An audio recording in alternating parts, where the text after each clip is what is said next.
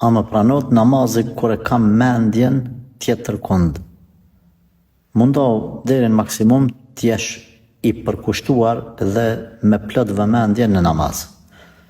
Për më arrit një gjë të tillë, duhesh me lexu sa më shumë rreth nevojës së përkushtimit në namaz, rëndësisë së namazit, pastaj madhështisë së Allahut, vlerës së namazit, po ashtu edhe të mësosh kuptimin e ajeteve apo lutjeve të cilat lexohen në namaz. Pastaj, kur ti marrësh sebepet deri maksimum, mbështet ju Allahu xhelle shanuhu.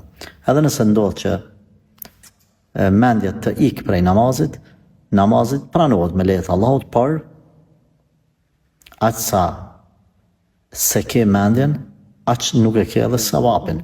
Aq sa më shumë që ke mendjen të namazit, aq e ke edhe sevapin.